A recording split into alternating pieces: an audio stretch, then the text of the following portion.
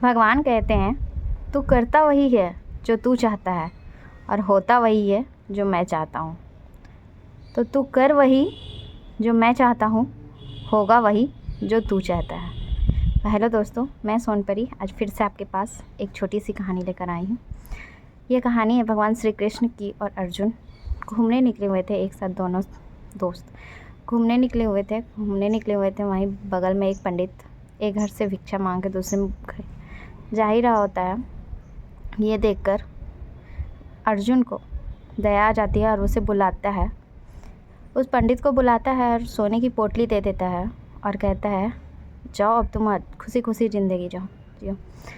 वह सोने की सिक्के की पोटली पाकर जैसे ही रास्ते से अपने घर जा रहा होता है, वहीं एक डाकू मिलता है, चोर मिलता है और उनके सारे सोने के सिक्के को लूट लेता है। वह उदास मन से अपने झोपड़ी में जाता है, अपनी पत्नी को सारी बात बताता है। उसके पास कोई ऑप्शन नहीं होता है। फिर वह दूसरे दिन फिर से वह भिक्षा मांगने जाता है और जैसे ही वह भिक्षा मांगने जाता है, भगवान श्री कृष्ण और अर्जुन फिर से घूमने निकले हुए होते हैं।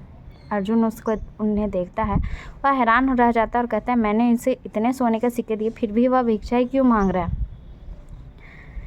यह सोचकर फिर उस पंडित को बुलाता है और कहता है कि मैंने तुम्हें कल जो सोने के सिक्के दिए, आज तुमने उसे क्या किया, आज फिर तुम भिक्षा मांगने आ गया।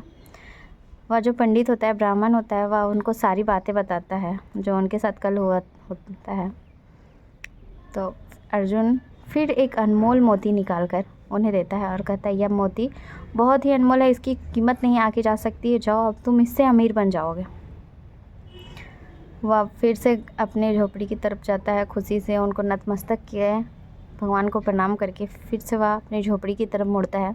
झोपड़ी की तरफ जा ही रहा होता है, उसकी पत्नी झोपड़ी में जाता है। उसकी पत्नी नदी में पानी भरने गई हुई होती है।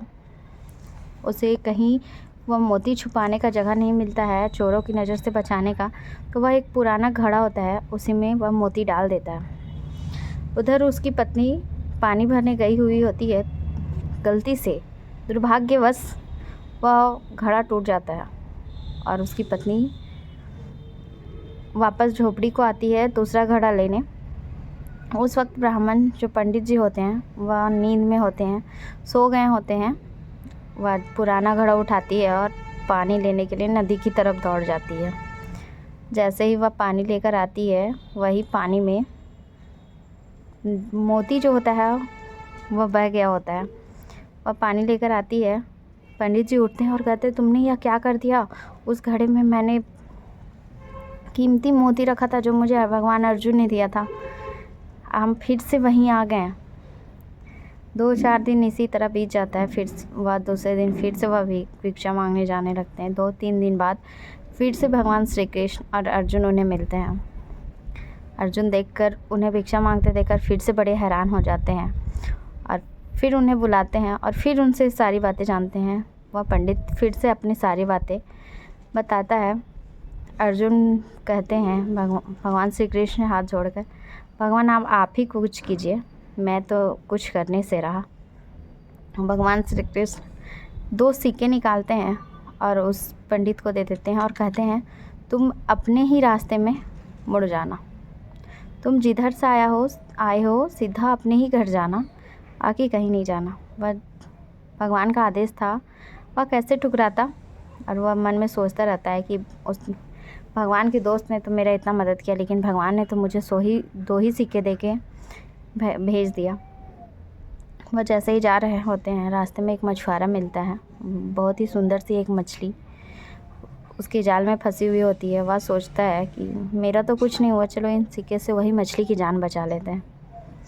जैसे ही वह मछली 2 सिक्के देख के उससे मछली ख़रीद लेता है और मछली को अपने पानी में अपने घड़े में डाल देता है और नदी की तरफ दौड़ता है उसे आज़ाद करने के लिए।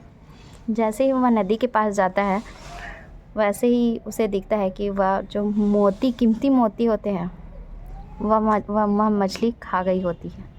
उसकी चमक देखकर वह पहचान जाता है और उसके हाथों में होता है। वह खुशी से चिल्लाने लगता है, मिल गया मिल गया।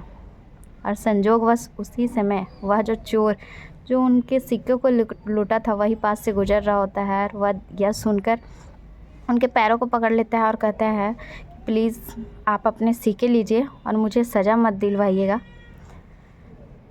यह कहकर उनके सामने गिड़गिड़ाने लगता है। आप पंडित के पास सब कुछ था, वह मोती भी मिल गया था, वह सिक्के भी मिल गए थे, चोर भी मिल गए थे, सब कुछ उनकी कदमों में था। तो यह कहानी हमें यही सिखाती है कि अगर हम किसी का मदद के लिए जैसे ही हाथ बढ़ाते हैं, ऊपर वाला खुद हमारी मदद करता है। भगवान अर्जुन कहते हैं भगवान श्री कृष्ण से कि मैंने उन्हें इतना चीज़ दिया, फिर भी उसके पास कुछ नहीं टिका, लेकिन आपने 2 सिक्के दिए और सब कुछ उसके कदमों में आ गया। भगवान श्री कृष्ण कहते हैं यह सब उसके कर्मों का खेला है। वह किसी की मदद करने के लिए अपना एक हाथ बढ़ाया था, ऊपर वाला खुद उसकी मदद करने के लिए अपने चारों हाथ बढ़ा दिया, सारे हाथ बढ़ा दिया, उसकी मदद के सारे रास्ते खोल दिया। तो हम इंसान भी बस यही करना चाहिए, अगर हमारे पास एक है तो हम उसमें आधा किसी की मदद करें ताकि भगवान हमारी मदद कर सकें। तो अंत में हम यही कहेंगे, ऊपर वाले के आशीर्वाद के साथ, खुद की मेहनत के साथ कर दिखाओ कुछ ऐसा जिसे इतिहास बन जाए। धन्यवाद।